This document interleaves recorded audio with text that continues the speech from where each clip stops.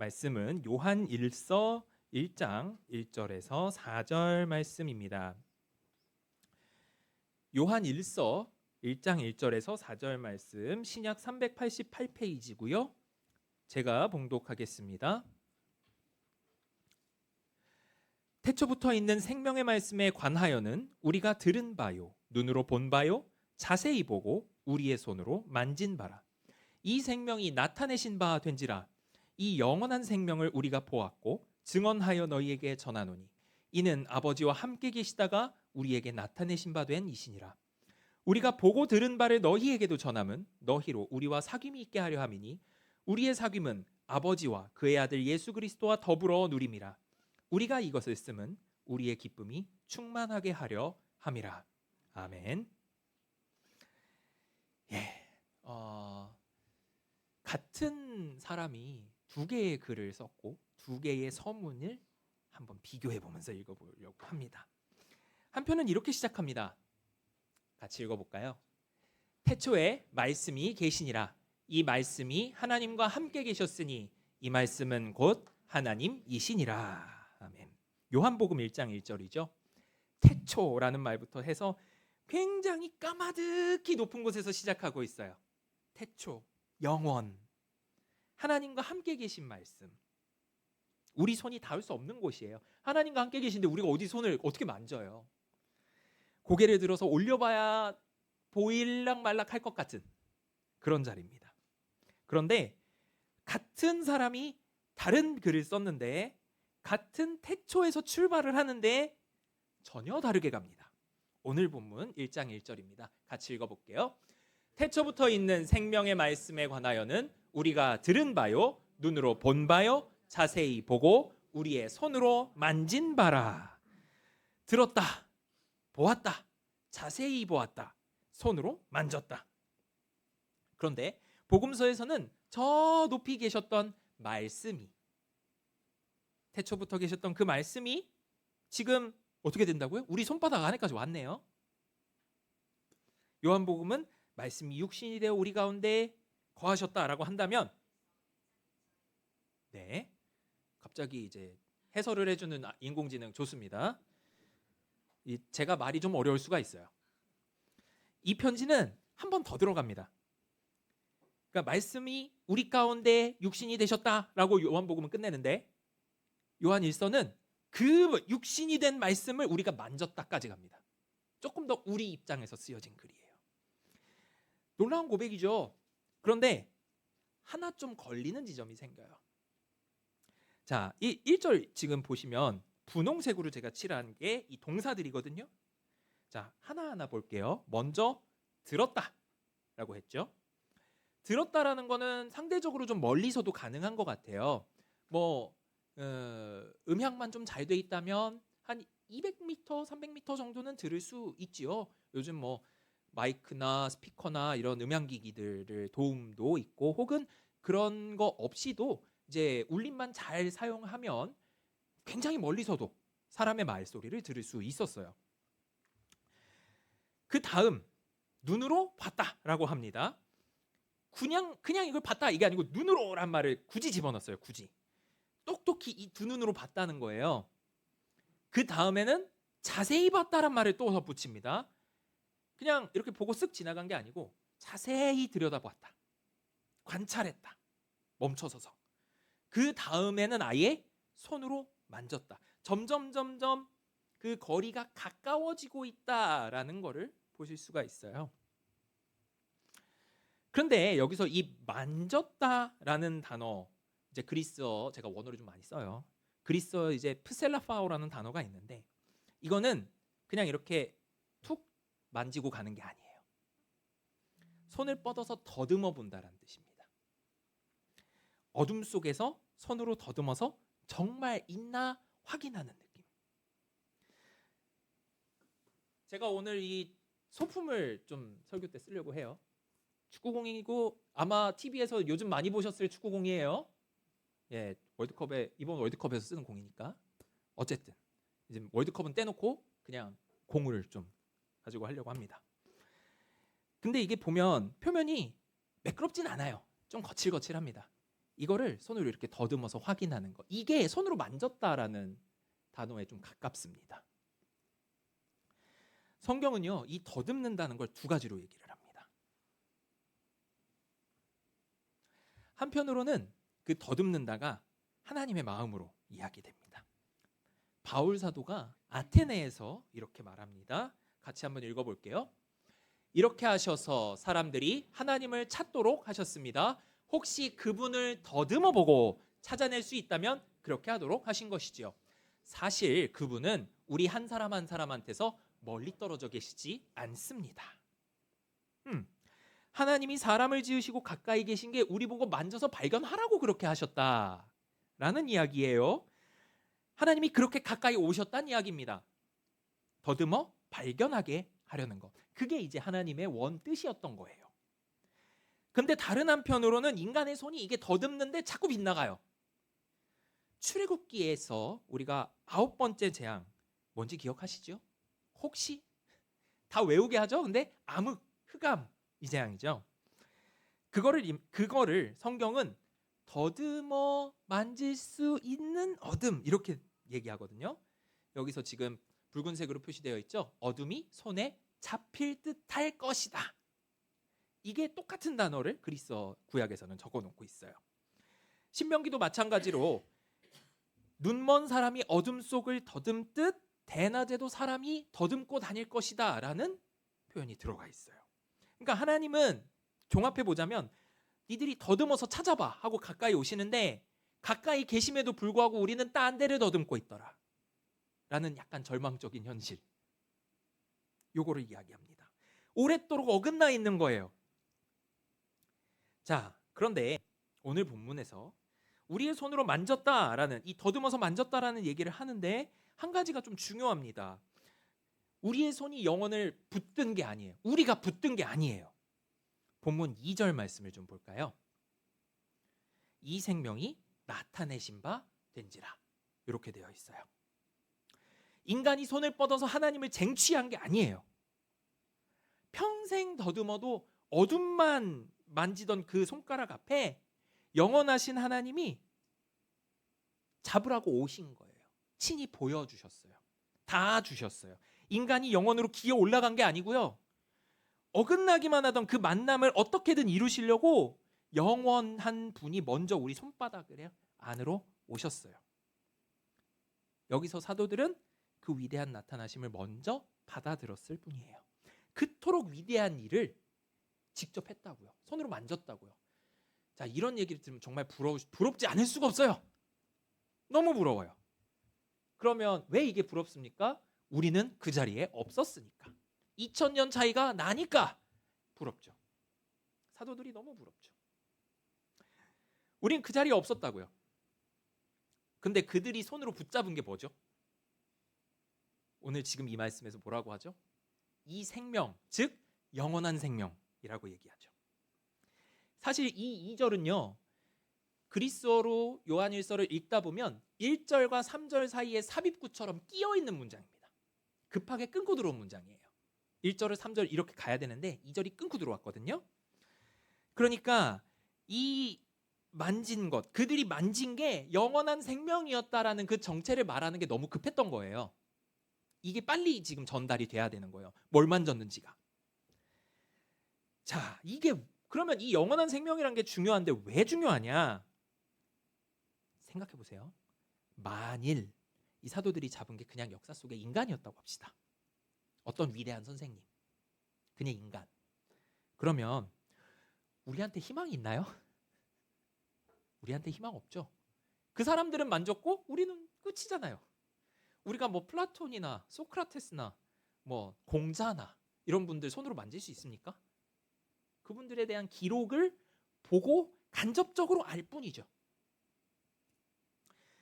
그들은 한 시대에 살다 갔고요. 그들을 만진 사람도 어떻게 운 좋게 그들하고 같이 태어난 동시대의 사람들일 뿐이에요. 그러면 우리의 이 결핍, 만지지 못했다라는 결핍, 영영 못 메우죠. 영영 못 메워요. 우리에게 죄가 뭐가 있다고? 늦게 태어난 죄. 그것밖에 없는데 돌이킬 수가 없어요. 그런데 예수님은 여기서 자기를 뭐라고 하셨을까요? 나사로의 무덤을 보면 요한복음에서 나사로 무덤 앞에서 여동생인 마르다가 죽음 앞에 무너졌어요. 근데 예수님은 자기 자신을 이렇게 얘기하십니다. 같이 한번 읽어볼게요. 마르다에게 예수님이 말씀하셨다. 나야말로 부활이요 생명입니다. 나를 믿는 사람은 죽어도 살 겁니다. 살아서 나를 믿는 사람은 모두 절대로 영원히 죽지 않을 겁니다. 그대가 이것을 믿나요? 예수님이 내가 생명을 준다라고 지금 하시진 않으셨죠. 여기서 예수님이 뭐라 그랬죠? 내가 생명이다라고 말씀하셨어요. 내가 생명이다. 부활이요 생명이다. 부활 앤드 생명이니까 나는 생명이다라고 말씀하신 거잖아요. 생명이 예수님 밖에 있어서 이거를 이렇게 들고 이렇게 나눠 주신 게 아니고 예수님 자기가 생명이라 자기를 주셨다고요. 그러면 자, 다시 요한일서의 말씀으로 돌아가면 그들이 사도 그룹이 만졌던 요한일서의 청중들이 만졌던 그 생명은 2000년 전에 어느 예루살렘 골목에만 있다가 사라진 분이 아닌 거예요. 그게 아니에요. 예수님 그분이 생명 그 자체시고 그분이 죽음을 이기고 살아계신다라고 하면 그 생명은 영원하시니까 지금도 계시겠죠. 어제도 오늘도 미래에도 영원히. 자, 그러면 아까 전 처음 했던 질문, 우리는 그분을 만지지 못했다라는 요거 질문이 살짝 결이 바뀌기 시작합니다. 만약 우리가 놓친 게 어떤 역사적인 한순간이면 이건 우리가 할 수가 없어요. 이거는 비가역적인 게 되죠. 불가역적이죠. 그러나 우리가 마주한 분이 부활이요 생명이신 영원한 생명이신 분이라면 그분은 지나가시지 않죠. 지나간 적이 없어요. 지금도 살아계셔요. 자, 그러면 우리는 생명을 만질 수 없다가 아니라 이제는 그 생명을, 영원한 생명을 시간 안에 있는 우리가 지금 어떻게 만나느냐라는 방법으로 좀 바뀌게 됩니다. 자, 그럼 어떻게 만나냐고요? 자, 요한은 만난 데서 멈추지 않아요. 만진 걸 가지고 뭘 하느냐? 같이 읽어보죠. 3절. 우리가 보고 들은 바를 너희에게도 전함은 너희로 우리와 사귐이 있게 하려 함이니 우리의 사귐은 아버지와 그의 아들 예수 그리스도와 더불어 누림이라. 전한다. 근데 뭘로 전한다고요? 말로 전하겠죠 지금. 너희에게도 전함은 이래 놨는데 이게 지금 글로 편지로 전한 거예요. 그러니까 말로 전하고 글로 전하고 언어로 전한 거죠. 언어로. 자, 그럼 이런 의문이 있어요. 자, 만진 게 생명이라면서 생명이 말로 건너오냐? 이 질문이 추가적으로 생기죠. 말은 말이고 생명은 생명이지 어떻게 그게 이렇게 되느냐? 자, 그런데 오늘 본문 1장 1절에서 이렇게 얘기하죠. 만진 게 뭐다? 생명의 말씀을 만졌다라고 얘기를 해요. 말씀이 생명인 거예요. 일찍이 그 말씀이 인간이 돼가지고 우리 가운데 오신 게 성육신인 거예요. 만질 수 있게 된 것. 그리고 그 만져졌던 그 인간의 몸이셨던 말씀이 다시 말씀이 돼갖고 우리에게 전해지는 거예요. 그러면 같은 생명의 말씀이 한 번은 만질 수 있는 유형의 인간이 되신 거고 다른 한 번은 증언으로 건네지는 거죠. 그러면 이 전함이란 건 그냥 소식을 전해주는 게 아니에요. 성육신이 연장되는 거예요. 왜? 예수님이 그러니까 말씀이 인간이 되셨던 그 만질 수 있던 것이 계속 전해지고 있으니까. 그게 그 말씀의 형태로 계속 전해지니까. 그 생명의 말씀은 사람을 타고 계속 흘러가는 겁니다. 그렇게 전해진 그 말씀 2000년 지나서 여기까지 왔어요. 자, 그러면 오늘 말씀에 있는 이 사귐에 대해서 생각해 봐야 합니다. 우리는 흔히 이렇게 생각해요. 한가운데 예수님이 있어요. 그리고 그 주변에 12사도가 있어요. 그리고 가장 바깥에 우리가 있어요. 이런 식으로 동심원으로 좀 이거를 생각하기가 쉬워요. 근데 이러면 안쪽에 가까워만 가까울수록 높아 보여요. 그렇지 않나요? 더 가까워 보이고 우리는 예수님에서 제일 먼 위치에 있는 것 같아 보여요. 그런데 오늘 본문이 그리는 건 이런 동그라미가 아니라 공 모양이에요. 그래서 제가 축구공을 갖고 왔어요. 자, 상상을 한번 해볼게요. 이 공이 표면이 시간이에요. 이 표면이 시간이에요. 위에서 아래로 흐르는 세월이죠. 요 위 어느 자리인가에 사도들이 서 있을 거고요. 요 아래쪽 어느 자리에 우리가 서 있을 거예요. 2000년이 이렇게 흘렀다고 하면요. 근데 이 표면을 보면요, 이게 매끄럽지 않다고 그랬잖아요. 이 굽이굽이 치는 조각들이 있어요. 색깔도 이제 뭐 아시는 분은 아시겠지만 이게 3개 색깔로 돼 있단 말이죠. 어떤 색처럼 이렇게 빨간색처럼 굉장히 찬란한 시대도 있었을 거고요.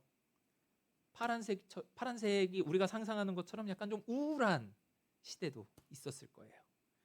혹은 초록색처럼 굉장히 좀 평온한 그런 때도 있었을 거예요.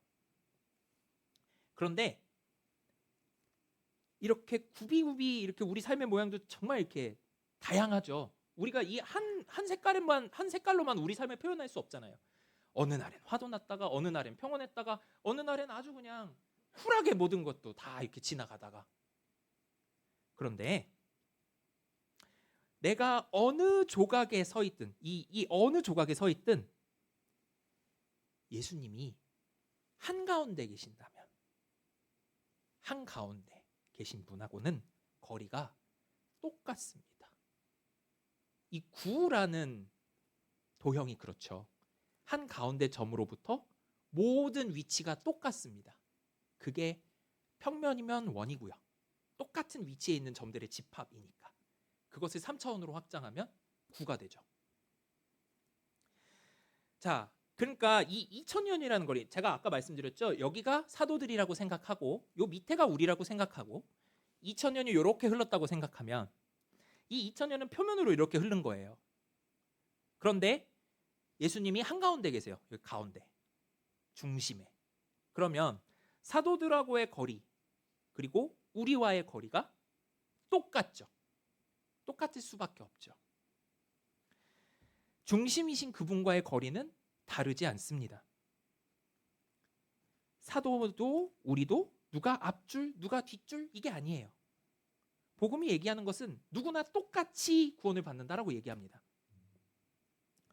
모두가 똑같은 거리에서 똑같은 중심점에 매달려 있는 겁니다. 하나 더 있어요. 그 중심에 계신 예수님이요, 가만히 계시지 않아요. 이 중심에 계신 예수님이 위아래로 이동하십니다. 그래서 축을 만드세요. 가장 높은 데서 가장 낮은 데까지 요 위에서부터 오셔서 성육신 하셔서 이 공을 뚫고 시간을 뚫고 쭉 내려가셔서 가장 아래에서 죽으셨죠. 십자가에 못 박혀 돌아가시고 그리고 다시 부활하셔서 부활 승천하시면서 다시 위로 뚫고 올라가셨어요. 그렇게 이동하셨어요. 자, 골고다의 십자가 한 번 일어난 일이에요. 한 장소에서 일어난 일이에요. 한 시간에 일어난 일이에요. 2번 일어나지 않아요. 하지만 한 가운데에 계신 중심점이 그렇게 움직이면 무슨 일이 일어났죠? 이걸 이렇게 잘게 쪼개 본다고 한다면, 위도를 따라서 이렇게 쪼갠다고 하면 그 모든 면에 다 닿습니다. 중심이 위에서 아래까지 빠짐없이 이동한다고 하면 모든 면에 다 만나게 되죠. 그러니까 뭡니까? 이 위에 있는 사도들의 자리에도 예수님은 닿고 요 밑에 있는 우리의 자리에도 예수님은 닿으신다고요. 똑같이. 그 단 한 번의 은혜가 똑같이 닿는 겁니다. 그런데 그 다음 어떻게 일어나요? 기계처럼 일어나는 건 아니에요. 왜냐? 예수님이 올라가셔서 이 구에서 이렇게 올라가셨어요. 아예 하늘을 가셨잖아요. 영원으로 가셨잖아요. 그러면 여기는 또 버려진 것처럼 이렇게 남아있잖아요. 하지만 우린 그렇지 않다고 믿어요. 왜? 예수님이 올라가시면서 한 분을 보내주셨거든요. 성령님이라고. 그분이 이 한가운데서 일어났던 일을 저 위부터 저 밑에까지 모든 표면을 통틀어서 닿게 하고 계시니까. 요한이 뒤에서 이렇게 얘기합니다. 요한일서 5장 같이 한번 읽어볼게요. 증언하는 이는 성령이시니 성령은 진리니라. 증언하는 이가 셋이니 성령과 물과 피라. 또한 이 셋은 합하여 하나이니라. 아멘. 2000년 전에 그 골목에서 있었던 일, 예루살렘에서 있었던 일이 오늘 이 자리에까지 생생하게 닿게 되는 거, 우리가 그 시간에 거슬러 가는 게 아니잖아요. 우리가 그 골목에서 있었던 일을 누가 거기다가 그 오디오 레코더 들고 가서 이거를 테이프 레코더로 녹음해 오는 게 아니고, 누가 사진을 찍어 오는 게 아니고, 누가 동영상을 찍어 오는 게 아니잖아요. 하지만 그럼에도 우리에게도 유효한 것은 성령님이 그 2000년 전에 그 사건에서 길어온 생명이 여기까지 길어오고 계시니까, 끊임없이 길어오고 우리에게 붓고 계시니까 지금 우리에게도 그 사건은 생생하게 닿고 영원히 유효합니다. 자, 그러면 우리가 생명에 닿는다는 건 사도들의 기억을 통해서, 증언을 통해서가 아니에요. 뭘 통해서죠? 성령님이 우리를 중심에 있는 예수님과 묶어주신다고요. 단단히 묶어주신다고요. 자, 그러면 어떤 사람은 이렇게 물을 수 있어요. 그래도 사도들은 직접 보고 만졌잖아요. 직접 경험과 간접 경험의 질의 차가 있지 않습니까? 라고 얘기할 수 있어요. 하지만 우리가 그 사귐 안에 있는 보증, 한번 같이 읽어볼까요? 바울사도는 이렇게 얘기합니다. 하나님이 또 우리를 인증해 주시고 그 보증으로 우리의 마음속에 성령님을 주셨습니다. 우리가 얼마나 똑똑히 보고 만졌냐에 그 보증이 있는 게 아니라, 사도들이 증언을 제대로 했다는 그것조차도 그들의 기억이 정확해서가 아니라 성령님이 그 말을 인정해 줬기 때문에 인증이 된 거예요. 같은 성령님이 우리 안에 계시면 우리도 똑같이 인증이 된다고요. 사도 바울은 그렇게 얘기하고 있어요. 보증이라는 것이 성령님께 계시다면 예수님을 직접 만졌냐, 아니면 예수님에 대한 이야기를 우리가 전해 들었냐, 이건 어떤 질적인 차이를 만들 수가 없습니다. 왜? 같은 성령님이니까. 성령이 인증하시니까. 인증서가 있으면 또 맞는 거죠, 뭐. 자, 그러면 이렇게 거꾸로 사도들이 만진 거 의미 없나요? 그건 아니죠. 의미가 없진 않죠. 분명한 자리가 있어요. 만진 곳에는. 다만 그 자리가 우리가 부러워할 자리가 아니라는 거예요. 더 많이 누리는 자리가 아니에요. 그 자리는 전하라고 맡겨지는 자리예요. 예수님이 친히 사도들을 어떻게 보내셨습니까? 요한복음 20장 21절 같이 읽어볼게요. 그들에게 예수님이 다시 말씀하셨다. 평화가 너희들에게 있기를. 아버지께서 나를 보내신 것처럼 나 자신도 너희를 보낸다. 자, 그러니까 그들이 만진 건 자기들끼리 간직하고 행복해 이러라고 주신 게 아니라고요. 전하라고, 흘려보내라고 맡겨주신 거예요. 그게 뭘 위한 걸까요? 오늘 본문은 얘기합니다. 우리의 기쁨이 충만하게 하려 합니다. 만진 자들의 책임은 자기 기쁨을 지키는 게 아니라 전하는 거예요. 전해서 그 기쁨이 충만해지는 거예요. 뭐 이런 얘기도, 노래도 있죠. 슬픔은 뭐 나누면 반이 되고 기쁨은 배가 된대나? 근데 그런 정도가 아니고, 움켜쥐는 게 아니라 흘려보내면 충만해진대요. 사도들이 진 짐이 사랑의 의무로서 이거를 흘려보내는 데 있었다. 자, 그리고 그 흘려보냄을 통해서 그 생명이 시간의 측면, 요 표면을 타고 우리한테까지 온 거예요. 여기서 흘려보냈고, 흘려보내는 게 중력을 따라서 이렇게 왔겠죠. 우리에게까지 닿은 거죠. 그래서 그게 오늘 여러분에게까지 이렇게 흘러갑니다. 네. 근데 다시 돌아가 볼게요. 여기서의 이 우리의 기쁨. 누구 기쁨이죠? 이 우리의 기쁨이 누구의 기쁨일까요? 사도들의 기쁨일까요? 아니면 우리의 기쁨일까요? 요한이 이렇게 얘기를 하잖아요. 우리가 이것을 쓰면 우리의 기쁨이 충만하게 하려 합니다. 근데 이 문장은 요한이 발명한 글이 아니에요. 요한이 자기가 쓴 문장이 아니에요. 스승님이 하셨던 말씀을 그대로 받아 적은 겁니다. 예수님이 십자가를 지기 전날 밤에 제자들에게 이렇게 말씀하셨습니다. 같이 읽을게요.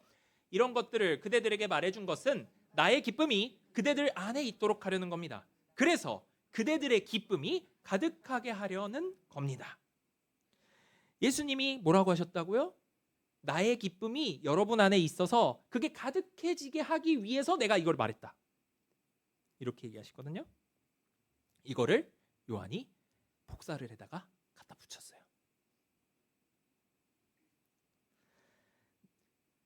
그러니까 이거죠. 그러니까 예수님이 내가 이것을 말한 목적은 너희가 기쁨이 충만해졌으면 좋겠어 라고 하신 거를 요한은 내가 이것을 쓰는 것도 너희의 기쁨이 충만했으면 좋겠어. 우리 기쁨이 충만해졌으면 좋겠어. 그냥 말하는 것과 쓰는 걸 바꿔놨을 뿐이에요. 예수님의 말을 그냥 펜으로 바꿔놨을 뿐이에요. 자기가 잡고 있는 펜으로. 그게 다시 2000년 건너서 여기까지 왔다고요. 앞서 본 그 생명의 흐름이 여기도 흐르는 거고 그 흐름의 목적이란 기쁨에 충만해 있습니다. 그러면 이 기쁨은 요한이 바란 게 아니죠. 예수께서 친히 정하신 목적입니다. 내 기쁨이 너희 안에 있어. 예수님 자신의 기쁨이 우리께 된다는 얘기예요. 우리가 쥐어짜서 만드는 게 아니고 우리가 기쁨을 만드는 게 아니고 예수님이 주시는 기쁨이라고요. 근데 솔직히 얘기해 봅시다. 우리 거꾸로 하지 않나요? 기뻐해야 돼라고 받지 않나요? 왜? 이 세상이 우리에게 그렇게 가르치는 것 같아요. 기뻐하려면 자격이 필요하다고 가르치는 것 같아. 어떤 거? 더 성취해야 돼. 남을 이겨야 돼. 자격을 손에 쥐어야 돼. 그게 가장 여실히 드러나는 게 스포츠 무대 아니에요? 누군가는 이겨서 기뻐하고 지면 슬퍼하고 이긴 사람만 기뻐할 자격이 있잖아요. 예를 들어서 정말 가정 지금 월드컵 중이잖아요. 우리나라 대표팀이 이번에 예선 탈락했어요. 만약에 근데 탈락했는데 웃어요. 막 기쁘대 좋대요. 그러면 당장 댓글창 어떻게 돼요? 웃어? 부터 나오죠. 지금 웃겨? 부터 나오지 않을까요? 지금 행복하냐? 좋냐? 뭐 욕이 엄청 달릴 거예요. 그러니까 이게 복음이 말하는 기쁨하고 세상이 말하는 기쁨이 다르다고요. 세상은 기쁨을 얻어내야 되고 취해야 되고 이게 한정적이어서 누군가는 뺏어야 된다라고 얘기를 한다면 복음은 그렇게 가르치지 않아요. 자격을 묻지 않아요. 앞서 본 그대로예요. 생명을 만지는데 자격이 필요했나요? 사도들은 만졌고 우리는 만지지 못했어요. 하지만 똑같이 같은 중심점 예수님에 묶여 있었다고요. 기쁨도 똑같아요. 먼저 주어진다. 그 다음에 우리의 응답을 기다린다. 이게 복음이 말하는 기쁨입니다. 만짐도 자격이 아니었고 이 기쁨도 자격은 없었어요. 자격이 필요 없었어요. 그래서 본문에서 충만하게 라는 말이 참 귀합니다. 우리가 채우는 게 아니라 이미 채워졌다는 이야기를 하고 있거든요. 그리스어로는 완료형으로 되어 있어서 이미 채워졌다고 선언하고 있거든요. 이 기쁨 요한일서의 말씀으로 가볼까요? 다시 요한일서 1장 4절 우리의 기쁨이 충만하게 하려 합니다. 이렇게 얘기하는데요. 이 하나로 묶인 우리의 믿음이라는 것, 이 기쁨이라는 것은 이미 채워져 있다고 선언하고 있습니다. 충만하게 하려 합니다라고 쓰여 있지만 사실은 이미 채워져 있다는 말을 같이 하고 있어요. 시제를 그렇게 썼거든요. 우리말로 그 번역이 잘 안 돼요. 하나의 우리 안에, 우리라는 하나의 공동체 안에 그 기쁨이 이미 가득 차 있다라는 얘기를 하고 있는데, 자, 그러면 처음에 그 물음으로 다시 돌아가 볼까요? 처음의 물음, 우리는 예수님을 만지지 못했다. 어떻게 우리는 기뻐하는가?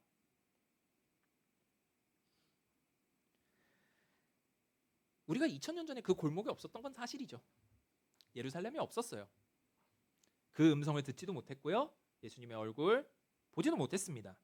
하지만 부활이요 생명이신 예수님이 시간이라는 공의 정중앙에서 모든 시대에 똑같은 거리로 닿아 계십니다. 그러니 여러분, 우리가 2000년 정도 늦게 태어난 거, 우리의 기쁨을 요만큼도 덜어내질 못해요. 왜? 만지는 게 자격이 아니었으니까. 기쁨이 자격이 아니니까. 중심에 계신 그분이 주는 거니까. 똑같은 거리로. 그래서 본문이 기뻐하라라고 얘기를 안 해요. 보시면 명령하지 않아요. 본문은 기뻐하라라고 절대 안 합니다. 이미 기쁨이 충만하다고 얘기하고 있지. 선언하고 있어요. 우리에게 숙제를 주는 게 아니고 우리에게 이런 선물이 있는데 너희 선물 리스트는 확인해 봤니? 라고 물어보고 있는 거예요. 그럼 우리가 할 일은 뭐예요? 기쁨을 만들어내는 건가요? 이미 가득 찼는데 뭐하러 만듭니까? 그럼 우리가 할 일은 우리를 채우고 있는 그 기쁨의 사귐 속에 머무는 겁니다. 근데 머문다고 하면 되게 정적이잖아요. 그것도 가만히 있는 게 아니에요. 솔직히 말씀드리자면 아까도 말씀드렸지만 저도 그래요. 여러분, 이 한 주 내내 기뻐함 가운데만 계셨습니까? 한 주 내내 기쁘기만 하셨나요? 아니지 않나요? 저 이 말씀 준비 2주 넘게 했어요. 근데 그 2주 동안 기쁨만 있었던 게 아니에요. 당연히 화도 났고 짜증도 났고 뭐 슬프기도 했고 온갖 게 다 있었어요. 왜? 세상이 우리 눈을 가리거든요. 그리고 말하거든요. 너 아직 모자라다고. 너 채워야 될 게 이만큼 남았다고. 뭘 기뻐하냐? 너 지금 기뻐할 자격이 없어 라고 얘기하거든요. 그래서 이 머무름이라는 건요, 사실 투쟁이에요. 머무르는 게 투쟁입니다. 어떤 투쟁? 채우려는 투쟁이 아니고요, 이 기쁨이 가득한 걸 보게 해달라고 투쟁해야 돼요. 창고에 가득 차 있는데 자꾸 우리 장고가 빵이라고 들이민다고요. 사기를 친다고요, 세상이. 그래서 우리는 제발 주님, 우리 눈 좀 뜨게 해주십시오. 주님이 주신 은혜가 가득하다는 거 보게 해주십시오 라고 기도하면서 머무르려고 투쟁해야 돼요. 이미 채워진 걸 다 보려는 그 투쟁이요. 그리고 그렇게 머무르면 어떻게 돼요? 예수님은 계속 부어주시잖아요. 그러면 흘러 넘치죠. 난 가득 차 있으니까. 가득 차 있는데 계속 붓잖아요. 그럼 넘치잖아요. 그 기쁨도 머무르지 않고 흘러 넘쳐요. 그럼 어떻게 해야 됩니까? 전해야죠. 뭐. 이 넘치는 게 가야죠. 계속. 흘러보내라는 명령을 받아서가 아니라 그냥 그렇게 된 거예요. 넘치니까 그게. 이렇게 잔이 있으면 여기다가 물을 계속 흘리면 넘치잖아요. 근데 넘친 게 이 잔의 위치에만 있는 게 아니잖아요. 어디까지 가요? 계속 흘러 넘치잖아요. 표면에 따라서. 다른 사람에게 계속 갑니다. 그리고 그렇게 흐르면 가만히 머무르는 기쁨뿐만이 아니라 빛 가운데 행함에까지 이르게 됩니다. 우리가 다음 시간에 또 보게 될 겁니다. 이미 채워진 것을 보면요, 빛 가운데 행하게 돼요. 보는 것에서 걷는 것으로 가게 됩니다. 그렇게 흐르다 보면요, 혼자가 아니게 돼요. 같은 중심을 향하는 사람들. 자, 여기서 상상 한번 해볼게요. 마지막인데 상상 한번 더. 자전거 바퀴 한번 생각해 볼까요? 자전거 바퀴, 우리 이렇게 그리잖아요, 보통. 가운데 점이 있고 바퀴살이 있죠. 바퀴살 끝에서 가운데를 향해 오다 보면 어떻게 됩니까? 점점점 가까워지죠. 끝에서 온다. 끝에서 중심을 향해 오면 동시에 서로를 향하는 겁니다. 우리가 그렇게 서로를 보고 있어요. 바퀴살이 한가운데로 모일수록 가까워지듯 예수님, 그 영원한 생명에 가까이 가면 갈수록 자기도 모르게 서로 어깨가 부딪히고요, 서로 한 점에 이르기까지 가까워지게 돼요. 그래서 요한이 이렇게 얘기합니다. 빛 가운데 행하면 우리가 서로 사귐이 있다. 그렇게 얘기합니다. 지금 우리가 한 무리로 묶이는 거죠. 우리는요, 우리는 이 자리에 있는 사람들과만 한 우리가 아니에요. 그런데 아까 공을 보시면 공이 이렇게 한 표면으로 이렇게 있었잖아요. 한 표면에 있었잖아요. 그리고 그 한 표면의 모든 점이 중심과 똑같은 점이라 그랬죠. 근데 아까 그 위쪽은 뭐라 그랬습니까? 사도들이 살았던 시대. 밑에가 우리가 살았던 시대. 그럼 그 가운데는 뭐겠어요? 우리 수많은 신앙의 선배들이 살았던 시대 아니겠어요? 그 모든 시대의 사람들과 같은 점을 향하고 있어요. 그걸 통해서 우리는 시대를 뛰어넘어서 하나의 점으로 모여가는 하나의 우리를 이룹니다. 아직 오지 않은 우리의 다음 세대들과도요. 우리가 더듬은 그 손끝이 닿는 자리에 그들도 손을 대고 있는 거예요. 성도 여러분, 우리는 예수님을 만진 적이 없어요. 그러나 시간 속에 갇힌 우리도 어둠 속에서 계속 더듬었어요. 같이 한번 읽어볼까요? 우리는 그분을 만지지 못했습니다. 그러나 어둠을 더듬던 손에 영원히 친히 닿아주셨습니다. 붙잡은 것은 우리가 아니라 닿아주신 그 생명이십니다. 만짐은 자격이 아니었기에 늦게 온 우리에게도 똑같이 이미 가득. 손끝에 닿으신 분은 그들에게나 우리에게나 우리의 다음 세대들에게나 똑같이 이미 가득하게 우리와 함께 하십니다. 찬양으로 우리 같이 나아갈까요?